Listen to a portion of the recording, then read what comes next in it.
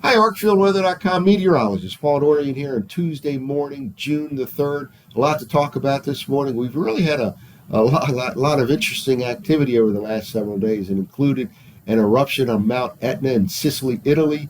Yesterday, we had a solar storm that kind of peaked over the Sunday, Monday time period in an active phase of solar cycle 25. We had some very chilly air for this time of the year that made its way into the Mid-Atlantic region over the past weekend into the early part of the week. In fact, the temperature on Sunday morning at Reagan's National Airport, DCA, in the Washington, D.C. area made it all the way down to 48 degrees on the 1st of June. That was the lowest June temperature recorded there since 1972. So while not a record, a very impressive chill for this time of the year in the Mid-Atlantic region. Now, having said that, I'll say that summer-like temperatures are on the way for Wednesday, Thursday, and Friday in much of the Mid-Atlantic region. Places like D.C., Philadelphia, New York City should climb all the way up into the middle and upper 80s on those three afternoons, perhaps even 90 degrees in a few spots here. And we'll also talk about the tropical threat that we alluded to last week in that June 10th, June 11th time frame, still on the table. But we'll take a look at the latest forecast map of the Madden-Julian oscillation. A little bit less of a threat right now as depicted by the MJO. While it does move into what is typically a more active phase in the Atlantic basin, it also weakens around that 10th, 11th, 12th time frame. So it's something we'll closely monitor over the next few days. Here is a relatively current look at Mount Etna. You can still see some smoke and ash moving into the lower part of the atmosphere. And again, there was an eruption yesterday, not all that unusual for Mount Etna. It's the most active volcano in Europe. However, this was the biggest eruption in about 11 years or so. And again, it's always important to closely monitor how high up that ash cloud actually makes it.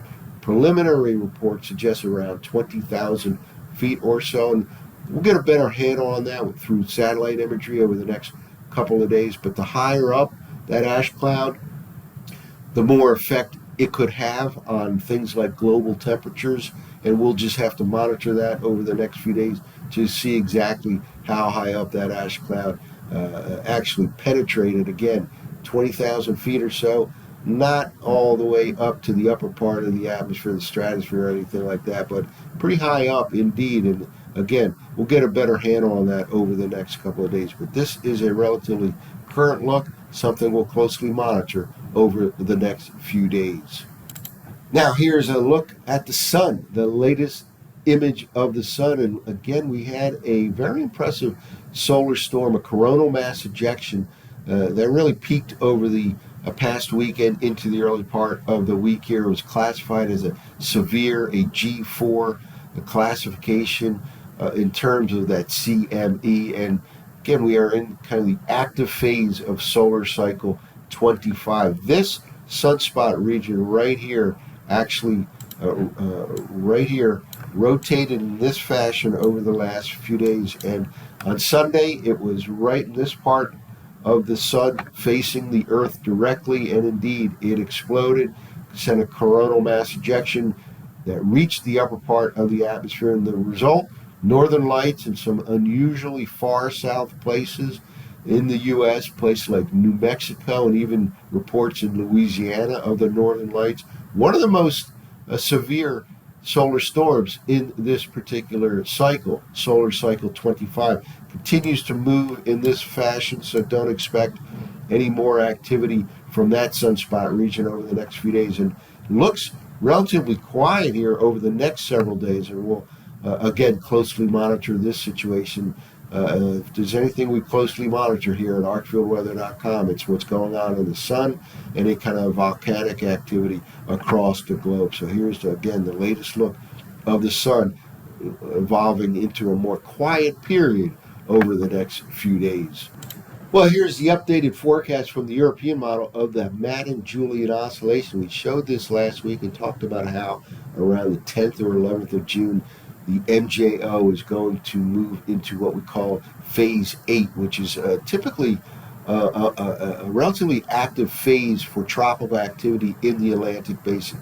That still will occur, and there still is a chance for a tropical system somewhere in the Gulf of Mexico around that time frame, 10th, 11th, or 12th of June. However, the MJO looks like it'll tend to weaken as soon as it moves into that more active phase. The way to track it on this kind of a plot is the MJO rotates in a counterclockwise fashion and it reaches this particular phase, phase 8.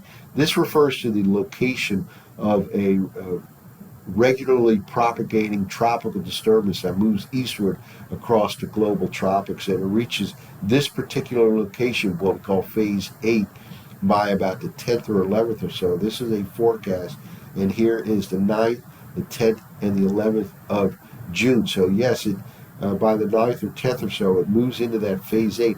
But notice also, it then pushes into the inner circle. And the inner circle on this kind of a plot diagram represents weak signal here for the MJO. Let me kind of clear the page there. You notice again, it kind of pushes into the inner circle. So yes, it moves into phase 8, but then it weakens.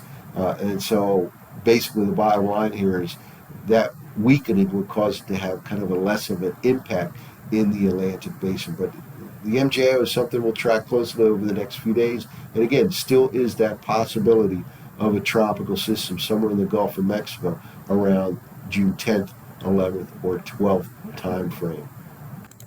Well, one other map I'd like to show before we actually take a look at the 0Z run of the GFS, specifically related to temperatures here. This is a map of the U.S. temperature anomalies for the first 5 months of the year, from January 1st all the way to the end of May. Remarkably close to normal here. Only 0.18 degrees Fahrenheit above the normal. Very nearly exactly normal here for the first 5 months of the year. We'll take a look at the 2-meter temperature anomaly pattern of the GFS going forward here.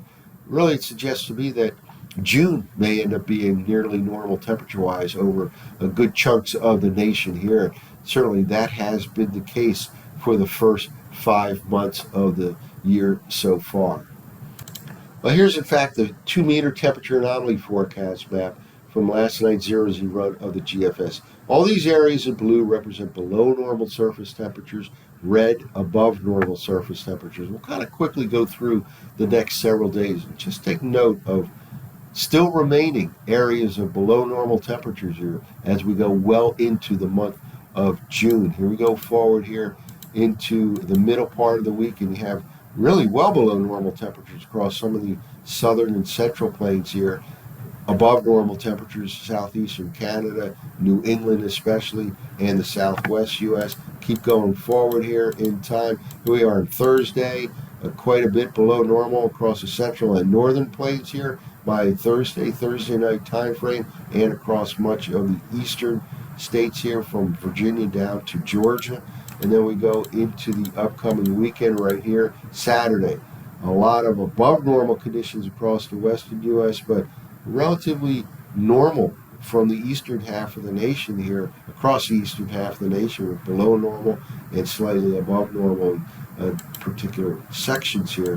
We go into the end of the upcoming weekend, still eastern half of the nation kind of favoring those below normal conditions, and especially out across the Pacific Northwest, above normal.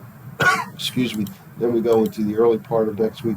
Here we go on Monday, and finally on Tuesday, a week from right now. We still have kind of the split in the nation with cooler than normal or nearly normal in the eastern half, and warmer than normal out across the western half. So we could be headed into yet another month, June, with nearly normal temperatures nationwide here, as has been the case in the first 5 months of 2025.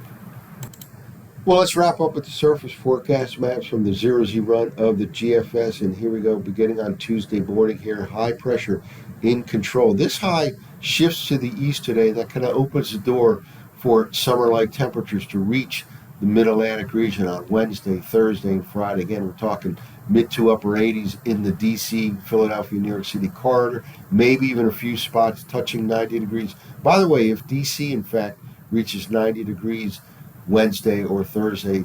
That will be about 3 weeks behind the average here and the latest first 90-degree day in DC since 2016. There's a chance, not a guarantee, but a chance it reaches 90 degrees at places like DCA on Wednesday or Thursday, something we'll take a look at here over the next couple of days. Now, let's move forward here, and we have some rainfall notice here down across the southeastern states, and it moves to the north and east and really evolves into a little bit of a low pressure area over the Carolinas by the time we get to late Thursday night time frame. Not quite a tropical system, but it's a close call. I don't think it'll be called a tropical system by NOAA's National Hurricane Center, but it's kind of a rogue system here that ends up over the Carolina coastline by late this week, and then it moves out over the open waters of the western Atlantic. Meanwhile, we have another frontal system moving into the eastern states by the early part of the upcoming weekend, and we'll just kind of quickly go through some of the weather maps here into, now we're at the June 10th time frame. Now remember, this is when that MJO starts to slide into phase 8, which again is typically a more active phase for tropical activity in the Atlantic Basin this time of the year. And sure enough, the GFS continues to develop a system way down here over the Yucatan Peninsula region of Mexico. This is now out to June 11th to 12th time frame, and it slips into the Gulf of Mexico by the 13th or so, and this is something we'll monitor over the next several days. Again, the MJO, yes, it does slide into phase 8, but it also weakens at that time. And I will say this, so far, only the GFS is really showing this tropical signal, not anything yet coming from the Canadian model, for example, or the European model. So while it is on the table here, not much support for a tropical system, but something we'll monitor here. Again, we're talking the 10th, 11th, 12th, 13th time frame of the month of June. Tropical season officially began on Sunday, June 1st, and goes all the way out to December 1st on an official basis. So that's it for now. A lot going on in the world of weather and climate here. I'm meteorologist Paul Dorian from ArcfieldWeather.com.